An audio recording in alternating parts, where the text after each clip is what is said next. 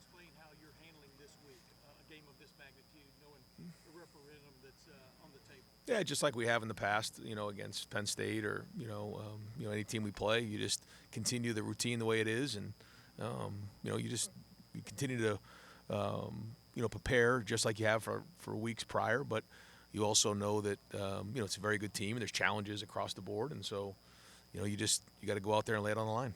You think about the games that have been played against Penn State going back. Even before I got here, always great games that go back and forth. But you prepare for every scenario that could come up, and that's our job during the week is to prepare the best we can. It's like a test, and then you find out how you do on Saturday. Yeah, Miller, you got to be on your P's and Q's on Saturday more so than regular, or is it? Certainly when you play really good teams, like we have in the past, you got to every play counts. Every play matters. The margin of error, as you know, is very tight. One question, everyone. Tony Girdman, Buckeye Huddle. Ryan, I don't know how much you can share. Was your conversation with Tyreek over the offseason? Yep. What were those like? Did you see a light bulb for him?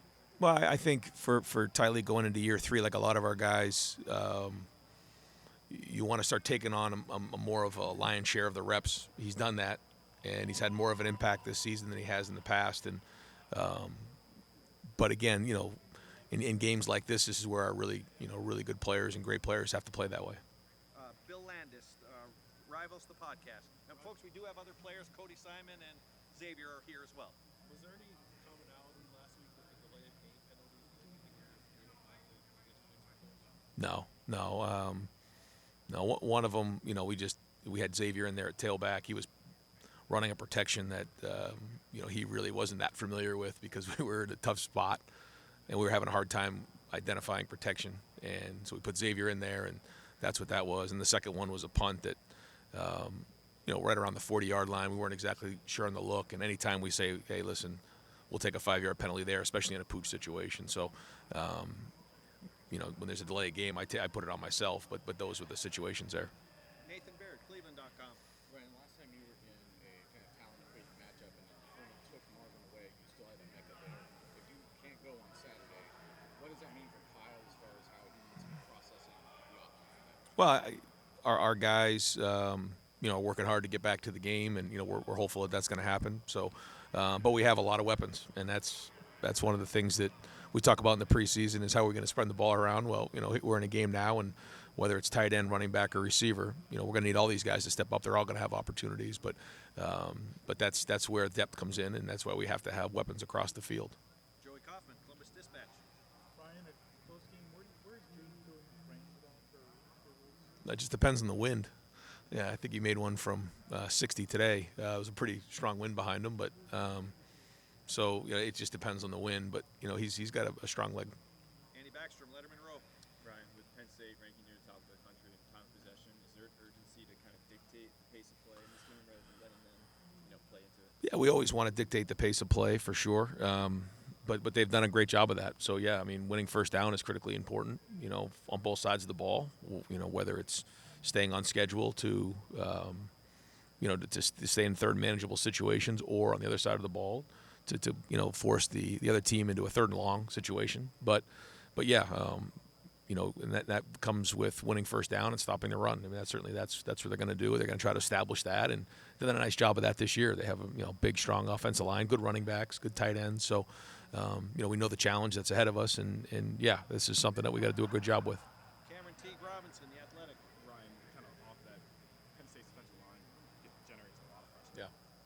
They'll blitz, but even then they get just so much pressure from their blitzes. How do you balance the idea of being efficient offensively and staying ahead of the sticks, but also knowing that sometimes to make up some of the negative plays you have to be explosive? Yeah.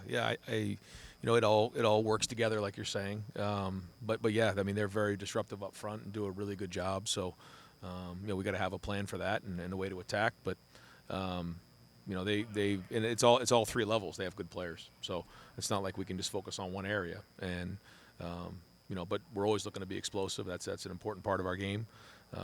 So, we know this is, Notre Dame had a really good defense. They did.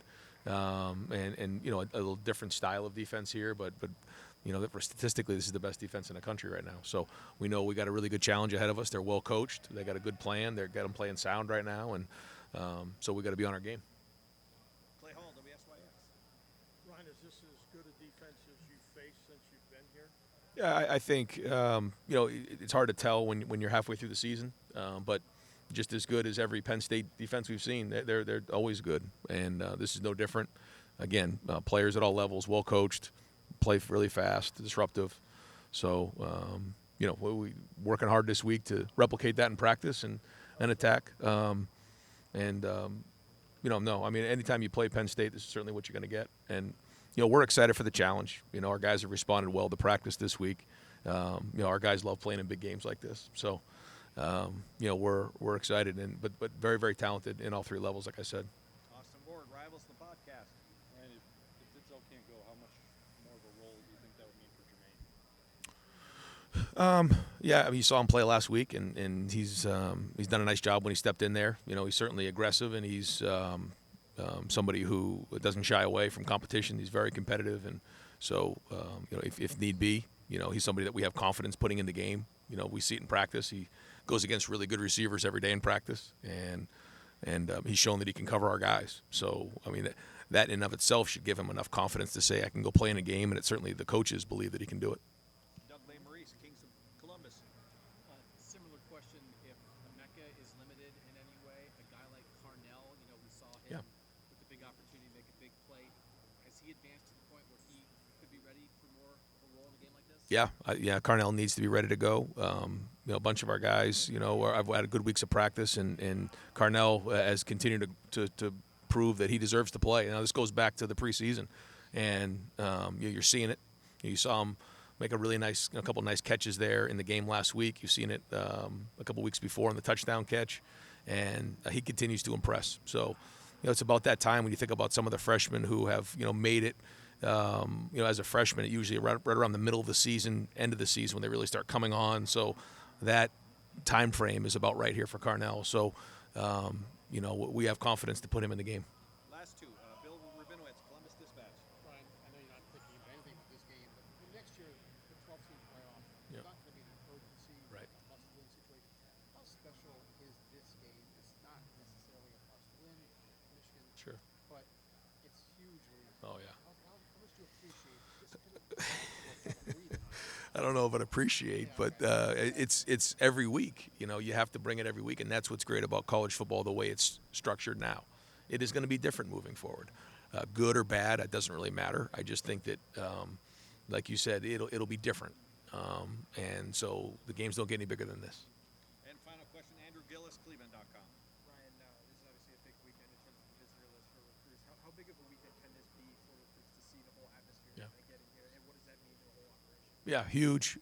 Guys have had this circled for a while. When are you coming to visit? We'll be there for the Penn State game. That's been going on for the last couple of months, and we'll have big numbers here. And it's a great opportunity for families and recruits to see the atmosphere for a big game. You'll have so many people here, and certainly all the media outlets, and noon kickoff in the shoe. It's going to be rocking, and so we just say all the time, do you picture yourself playing in this type of environment? And what you do is you find guys who want to play in this environment, want to play in these these types of games. Great. Coach, thanks very much. Thanks, guys. Yeah.